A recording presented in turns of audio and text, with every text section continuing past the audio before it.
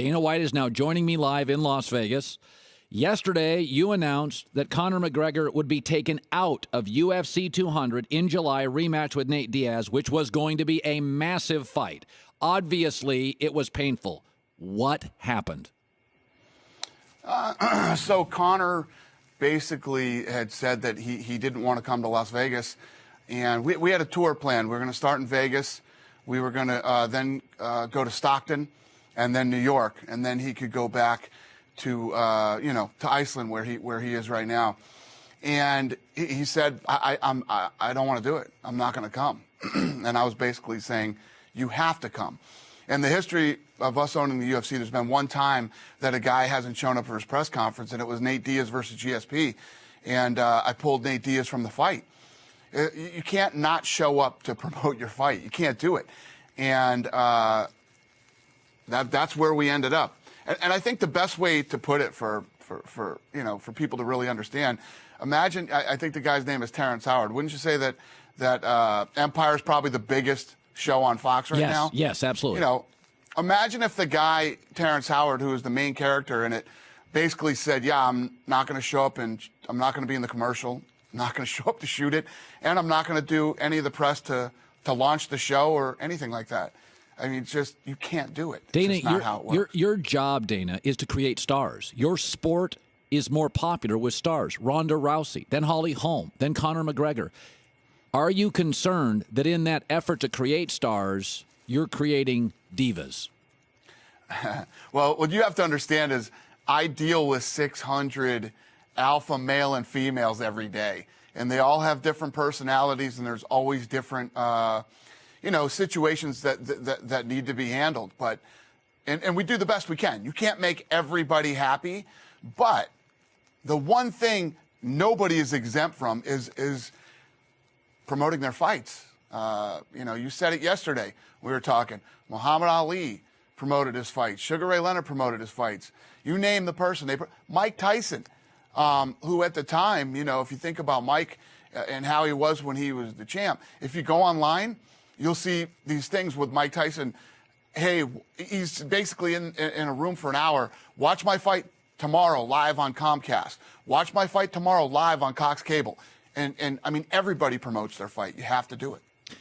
Is your relationship with Conor McGregor now so damaged that he may never fight again? Are you concerned about that? No, our relationship isn't damaged at all. Listen, if Conor doesn't want to show, I can tell you this: Conor was making a lot of money for this fight, and and understand this too. It's not like I'm asking Conor to come out here and do something none of the other fighters are doing. All the other fighters are showing up and doing it. And it's not like this is 3 weeks before his fight. His fight isn't for 3 months.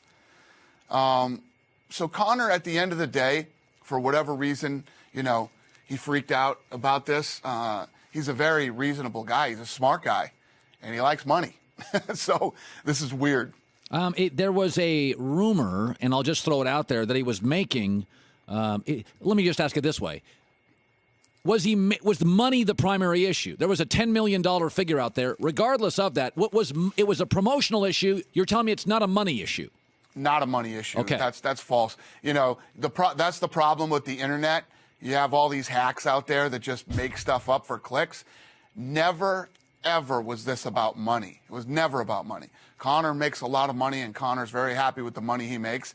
And Conor, for the most part, is a stand-up guy. He's never come back after agreeing on a deal, and then the fight's announced, and he comes back for more money.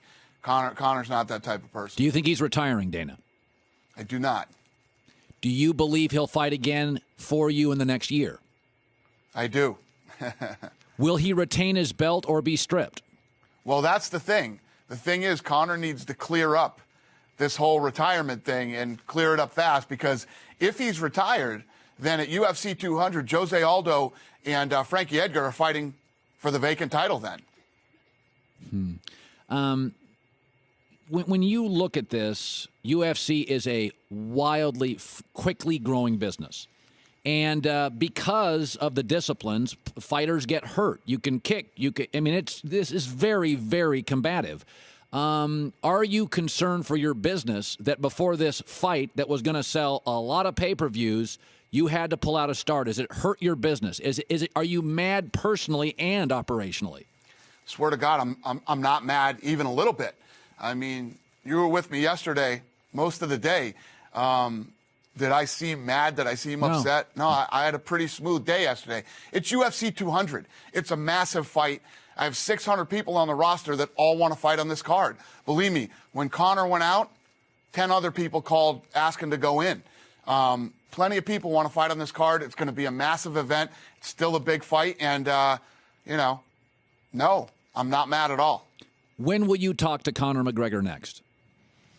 I don't know. I don't know. We'll see how this thing plays out, but I'm not mad at Conor. Obviously Conor made a decision and made a choice to not want to fight on this card, and that's how he gets paid. So that's on him, man. It's not on me. The show will roll on. We're gonna continue to. Is there any chance, Dana, he could fight? What if he called you after this interview? Any chance he could be on the card?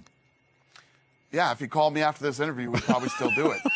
The problem is this. The whole problem with this whole thing is you have to be here to promote your fight, and you have to shoot this commercial. We're spending like $10 million in promotion for UFC 200, and all that money is in motion. All that money is in motion. You can't do this. I don't care who you are, or how big you are. You can't do this. I ask your fans, first of all, fans don't like referees and they don't like commissioners. They don't like presidents. They like athletes. And they're all defending Conor. Oh, Dana White. As it should be. Yeah, they're saying, Dana's ego, Dana's this, oh, he can't handle it. When you decided to pull him, take me to the phone call. Did it get combative? Were you arguing when you had to tell him, I'm pulling you? Can you take me to that 30-second phone call?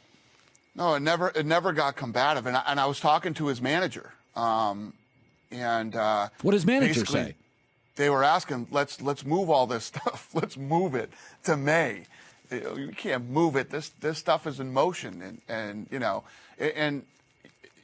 obviously all fans care about are the fights, which that's all they should care about.